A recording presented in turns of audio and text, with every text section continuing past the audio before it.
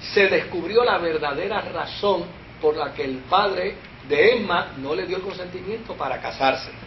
Y mire cuál fue la razón. En el 1971 se descubrió que la negativa del padre de Emma estribaba en que él sabía que José Smith era un buscador de oro, que se pasaba con una supuesta maquinita en aquel tiempo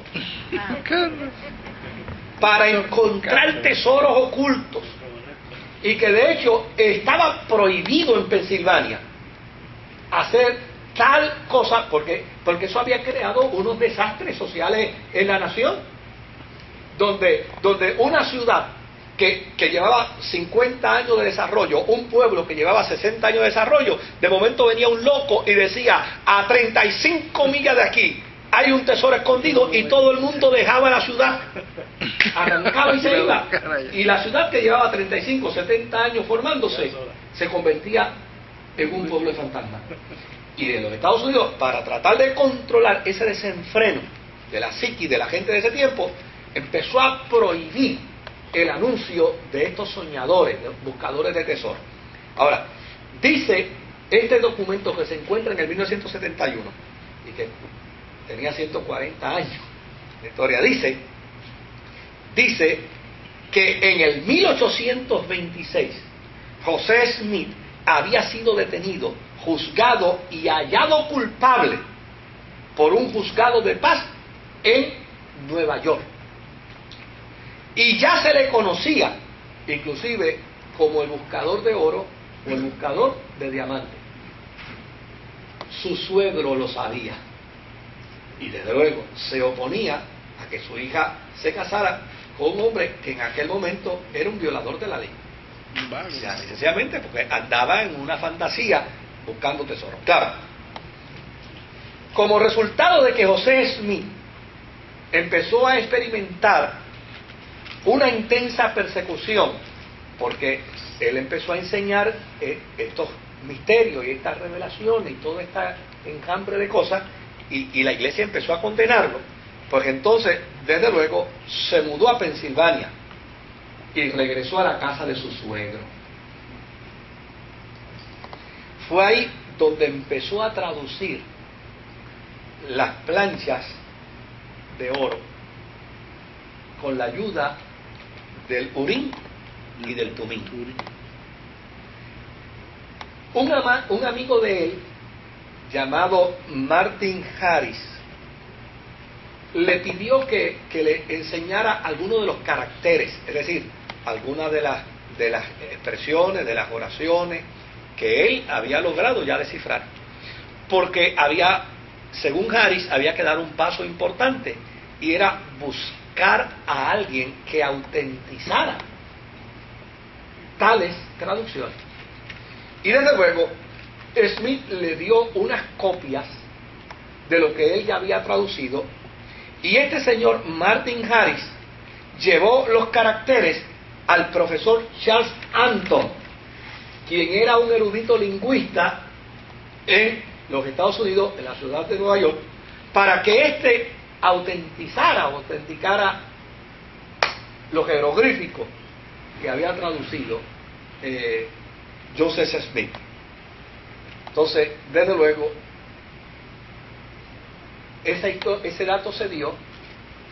Joseph Smith lo recoge en su libro y lo testifica de la manera siguiente.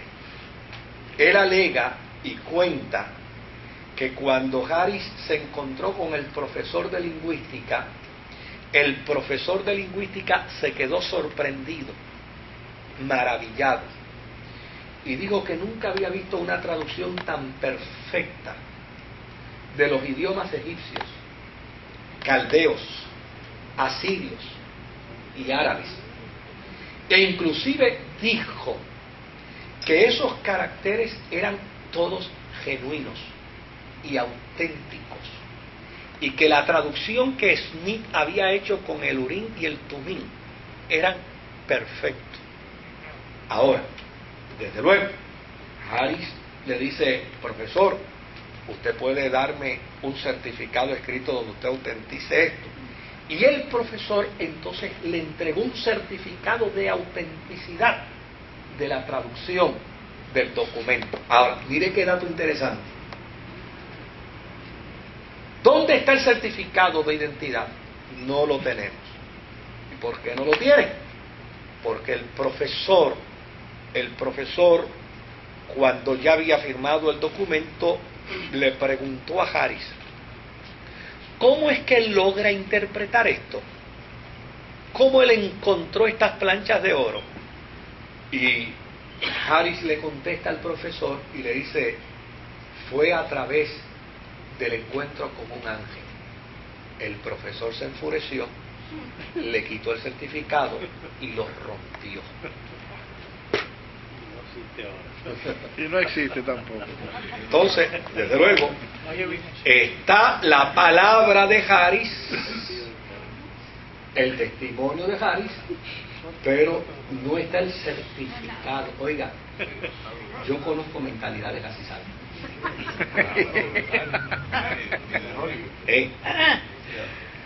Conozco mentalidades así.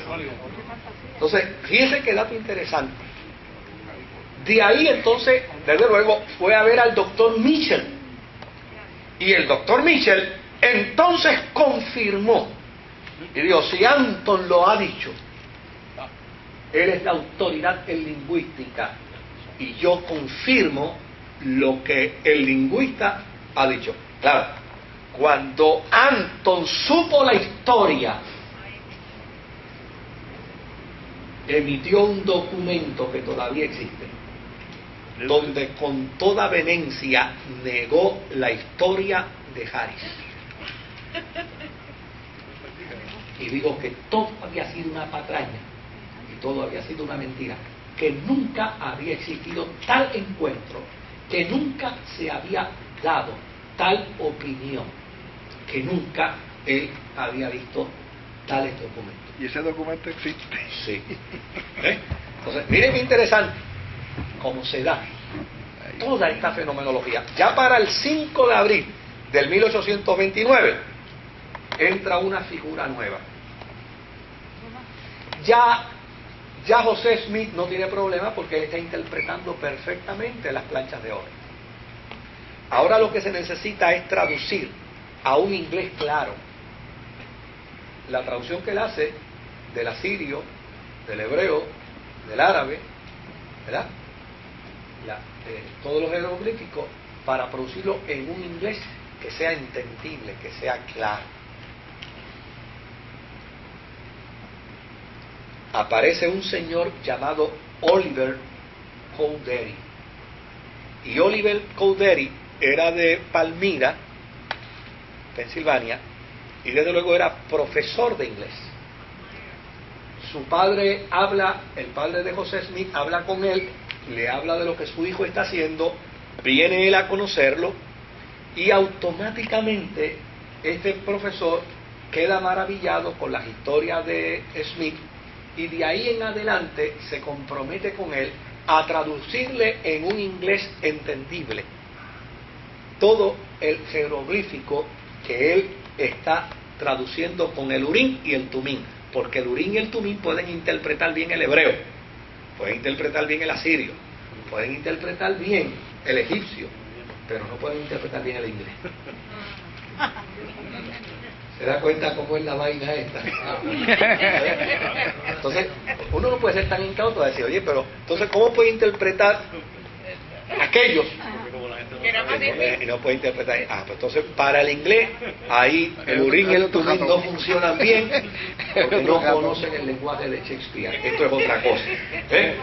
Entonces, desde luego, es a través de Oliver Cowdery que se crea el libro del Mormón, porque él es el responsable de la traducción al inglés de los jeroglíficos de Joseph Smith con el Urim y el Tumim. Claro, ambos empiezan a trabajar en el libro, José Smith en la traducción de lo difícil, Cowdery a traducirlo al inglés entendible. Y un buen día ellos sacaban un tiempito siempre para irse a orar al bosque. Y se fueron a orar al bosque.